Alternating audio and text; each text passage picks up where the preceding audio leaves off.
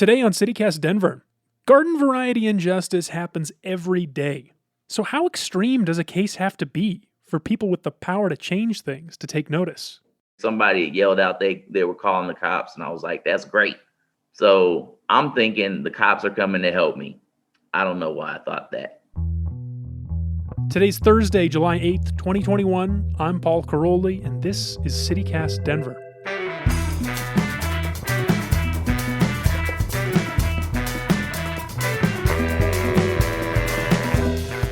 Let's see what's happening out there today. Prepare for some blistering heat. Highs today are expected to reach the upper 90s. Remember that plastics bill I talked to CPR reporter Miguel Otarola about a few weeks back? The one that would curtail single-use plastics across the state over the next few years? Well, Governor Polis signed it into law on Tuesday. Unfortunately, not at a Walmart like Miguel and I wanted, but nonetheless, prepare for single-use plastics to start being phased out across the state over the next few years. And a programming note. We want to hear from you. What do you want to hear more on the show? What do you want to hear less? We want your feedback so we can be the best local daily news podcast we can be. Check out the link in the show notes, and who knows, maybe you'll be the person we randomly select to win $100. All you've got to do is answer some simple questions and you'll be eligible to win. And, we'll be super grateful for the feedback no matter what. Since we started up the show earlier this year, we've made it a mission to seek out great journalism and elevate stories that are too easy to overlook. And today's episode is a perfect example. You're about to hear a story about police brutality. Alleged police brutality, I should say. But as you're listening, know that this story is the exception. Because the circumstances aligned in just such a way, and a series of individuals listened at the right time, this one man's story made its way here to you. But that's not the case for everyone who's subject to injustice every day. Thanks for bearing with us through this technical stuff. All through COVID, this is what everyone's been doing, so I'm used to it now. Amir Allen was a resident of Lakewood when he says he was violently arrested back in February for a crime he didn't commit. And his case made it all the way to the doorstep of Lakewood City Council and Colorado Newsline reporter Mo Clark. Before we even have to start, I think I have to hear more about those ferns. Which one is your favorite? Can you tell me? Can you show maybe a close-up? These are, I don't know if I'm saying it right, like bracket ferns? I might be saying that wrong. So you're about to hear the whole story from Mo and Amir. I spoke to them yesterday morning, right before they sat down for the latest hearing in Amir's case.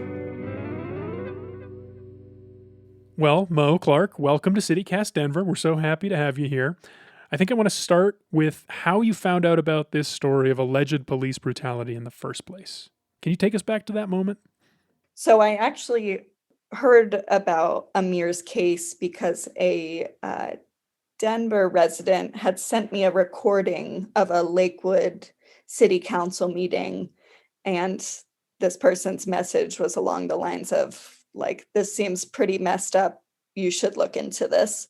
It's extremely concerning that we've had allegations of the Lakewood George Floyd incident, complete with chokeholds, knee to the neck, and brutality, requiring a reported strangulation test, stops at 2 hospitals, and lingering serious injuries. Yes, right here in Lakewood, a wake-up call for sure. Yeah, well, let's get into it. What happened to Amir back in February? In February, Kawana, Amir's fiance, noticed a tow truck kind of circling their parking lot, and she told Amir to go check on his car. And so he kind of raced out there. Tow truck driver had blocked me off from leaving the parking spot and, backed up and clamped his little wheel clamps on my rear wheels and lifted me up. And I came around and I was like, dude, what are you doing? Kawana was helping her youngest daughter get ready for remote learning. They were still remote because this was in February. And the youngest daughter actually saw what started to be a fight from the window. I was like, dude, you can't just take my car. So when he went back to go to his truck to grab more equipment, I just had my hands out and I was blocking him. I'm like, dude, you're not going anywhere. And he pushed my hands and he punched me. And so he went to punch me again, and I blocked him. And then he tried to tackle me, and that's when I grabbed him because like he's tackling me to the ground. So I grabbed him, and we fall to the ground. And then he's on top of me like the MMA fighter trying to ground and pound, and I'm like, whoa, what is going on here? So I'm like literally just like I feel like I'm in a fight for my life now all of a sudden. Kawana convinced the tow truck driver to get off of Amir, and then they kind of all just separated and waited. Somebody yelled out they were calling the cops, and I was like, that's great. So I'm thinking the cops are coming to help me. I don't know why I thought that. The police arrive. Kawana said there was numerous police cruisers, and she was kind of alarmed by how many folks had showed up. The officer was asking for Amir's name, for his full name. He gave them his full name, and then they asked him a couple times for his birth date. They were really aggressive, and I was confused because I was the one that had gotten attacked. So, he came over, what's your name? What's your date of birth? You're going to give me this information. And I was like, dude, aren't you supposed to be taking my statement for what happened? And he was like, you better listen to me and follow my orders. I said, give me your date of birth. And as soon as I was like, no, wait a minute, he took his pad and he just put it up. And he said, you're being detained. And he like lunged at me. And I was like, what? And the dude behind me grabbed me by my neck and they threw me to the ground. And when they start hitting me, I just curled up into a ball and I was holding myself. And they just, they're choking me, they're hitting me. I remember one specifically, the cop is literally holding my body and jumping in the air and kneeing me in the spine consistently. And this goes on for about 5 minutes or so. From the police report, it says also that the police car had to be moved because Amir couldn't walk, and Amir says that he was beaten unconscious by the police officers. So that was the incident back in February. You mentioned a few of your sources, but I think that's a really important angle on this is like how we actually know any of what's happening here. Who have you talked to? What have you read to learn as much as we have learned? Obviously, I've spoken to Amir. I've spoken to Kawana. I've spoken to Amir's lawyer, who's actually a city councilwoman in Lakewood. And after hearing his story, she decided to take up his case. That seems very unusual to me. How did that happen? How did they hear about this?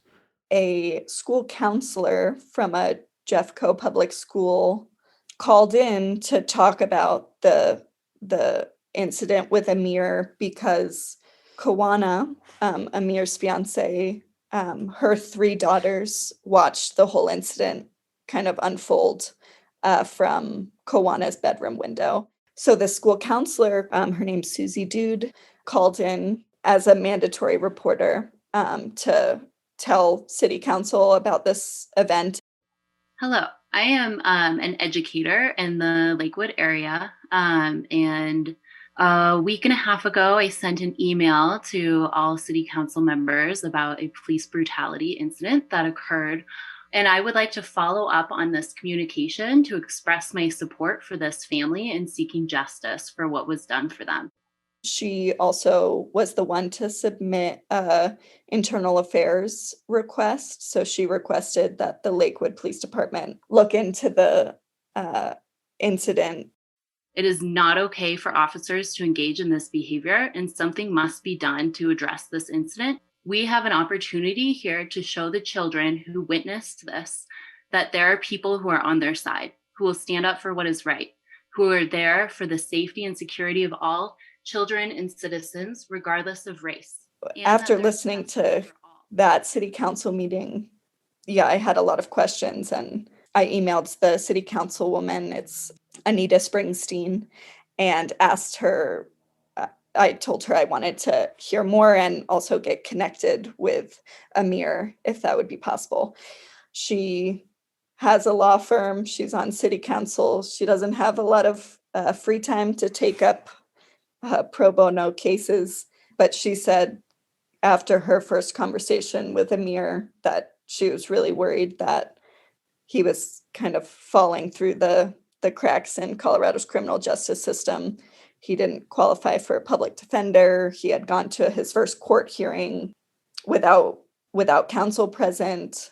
There was just kind of a lot of things for her that she said led her to take up this.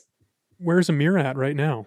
So he actually has a motions hearing today, July 7th, and if all goes as planned, this is the last hearing before his trial, which is on August 23rd. What is the case against him? He's being charged with 4 misdemeanor charges. So he's being charged with assault, resisting arrest, obstructing a peace officer, and harassment. And the 4th charge, the harassment charge, was actually added on later. His attorney kind of took issue with the addition, well, all of the charges, but the addition of the 4th one because it's alleging harassment against the tow truck driver. And at this point, when that charge was added, according to Amir's lawyer, the district attorney's office hadn't been able to make contact with the tow truck driver. I've tried to get in contact with this tow truck driver through Facebook and social media and his employment, and I haven't been able to get in contact with him. And Amir's attorney was like, how can you charge my client with additional charges coming from a victim that can't be found? So you've clearly done quite a bit of reporting here, but I still feel like there's like a lot more to this that could be known. Doesn't Colorado have a law that police have to wear body cams in situations like this? Like, shouldn't we have body cam footage to consult and like know exactly what happened? So not all law enforcement officers currently wear body-worn cameras. A law passed last year that requires all Colorado law enforcement officers to use them by July 1st, 2023. That kind of gap is due to some requests from law enforcement agencies worried that they don't have enough money to purchase these cameras. So Lakewood police don't wear body cam videos now, but they will be required to by 2023. There's a lot of question marks still in the story, and I'm working on a couple follow-up stories and still trying to gain access to some of these documents through public records requests. How are Amir and his family doing? I mean, I don't think they're doing very well. So Amir and Kawana have actually broken up since, and yeah, I think they expressed to me that this whole event and kind of the court process has put a tremendous amount of stress on them. It's really hard on a relationship when you can't do anything. Our 7-year-old went to school and she hadn't been sleeping because she saw everything. And so, how do you understand things like that? My back still hurts from like this. Ever since this event happened, I've been walking with a cane. I've never walked with a cane before. I have bulging discs. I have issue with my spine. Like, I have headaches all the time. People are expecting you to just kind of go back to normal, and like mentally, I wasn't there. All right, Mo Clark, thanks so much for joining us on CityCast Denver. Thanks for having me. After I spoke with Amir and Mo, we reached out to the Lakewood Police Department for comment, and a spokesperson basically told us the same thing he told Mo. The department cannot comment on a pending case. That's all for today here on CityCast Denver. If you enjoyed the show, we would really appreciate it if you took a few minutes to tell us why. Just click the listener survey link in the show notes to this episode. And if you didn't like it, well, we'd like to hear your feedback too. Maybe there's something we can change to make it work better for you. Either way, we'll be back tomorrow morning with more news from around the city. Until then, I hope you have a really good day. $100 Visa gift card. Visa gift card from the fine folks at Visa.